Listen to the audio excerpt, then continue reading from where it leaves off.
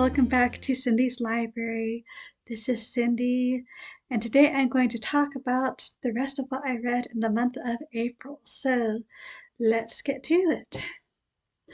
First, I read Over the Gate by Miss Reed. This is an interesting one just because it seems less connected together. I mean, technically it is, but basically each chapter is a different story another character tells Miss Reed, but still quite enjoyable with all the Miss Reed charm. I also read Charlotte's Web by E.B. White. Now, surprisingly, I don't know if I read this as a child. It's a little hard to tell because I have many memories of the animated version. And of course, it tells the same basic story about the pig, Wilbur, who doesn't want to be killed and eaten come fall, and his friendship with the spider, Charlotte, and her determination to help him. This is a beautiful story, though. I also read The Vicar of Wrexhill by Fanny Trollope, who is the mother of Anthony Trollope.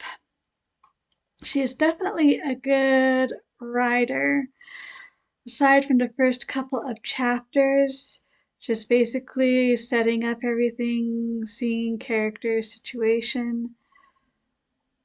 Oh, it is so tense because the Vicar of Wrexhall, he is not a good person at all.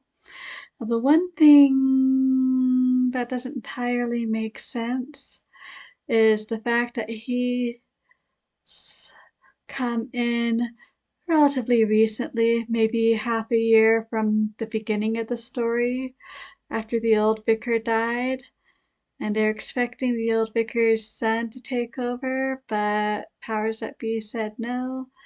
And so how Reverend Cartwright got this position, I don't know, because this is a physician in the Church of England, and yet he is so evangelical.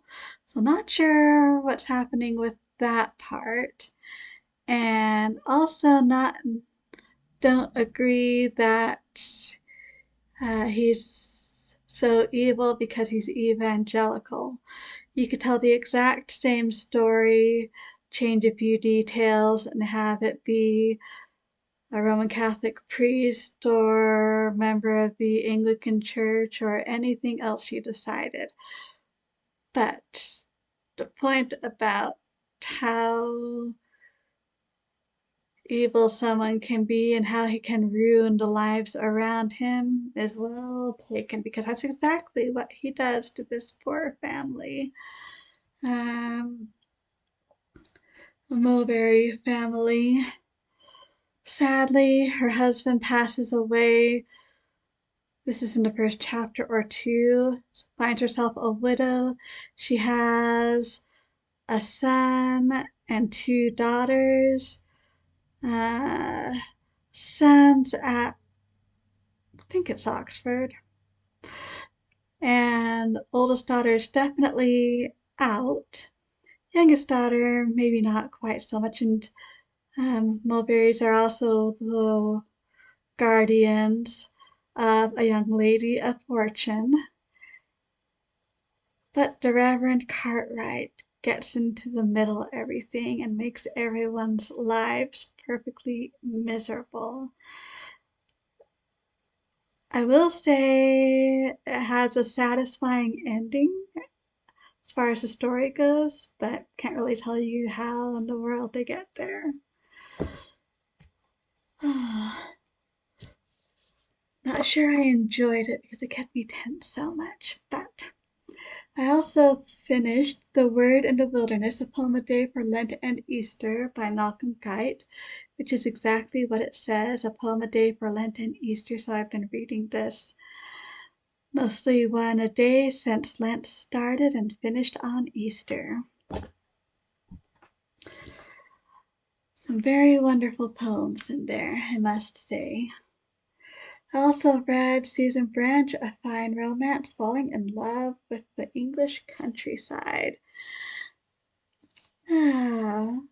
This is basically, I don't think it was her first trip to England. Well, that one was told about in Fairy Tale Girl anyway. But I don't think this is the first trip since the events of Fairy Tale Girl and Martha's Vineyard. But it was a huge deal. I think they spent nearly 2 months there, went over on an ocean liner, and she tells us everything she saw and that she suggests that we see, and some tips and tricks. And this is Susan Branch. It would not be a Susan Branch book without her characteristic drawings and handwritten notes. And let's see. I guess here's another example. No idea when I'll get over there myself, so until such time, very fun to read something like that. Also read Enchanted April by Elizabeth von Arnim. It really is so magical, even better the second time, which makes me so happy. It starts with an ad in a paper renting out a small castle in Italy for the month of April. And eventually 4 women decide to go in together on this. So they all go to Italy, they meet at the castle, and it's just enchanting there.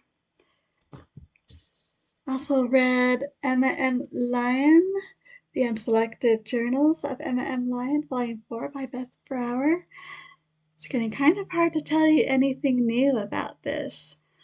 We, of course, have our further adventures of Emma M. Lyon as chronicled by herself, of course. This is in a magical mid-Victorian, I would say, time.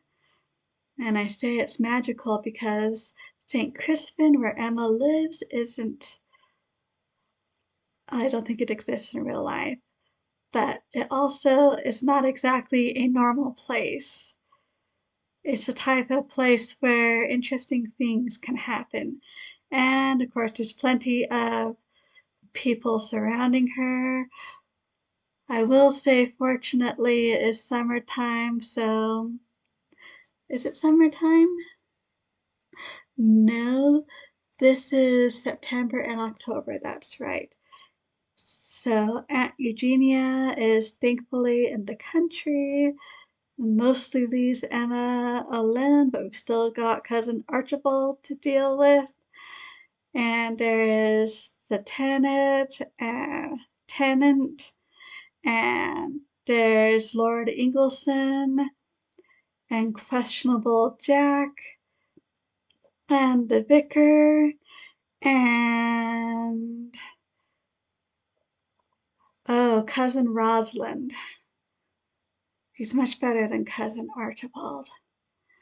And other various friends, and Emma's determined somehow to save her home and lead the life she lives. We'll have to see if she succeeds, and if she does, how she manages to do it. But that is a story for another day, apparently.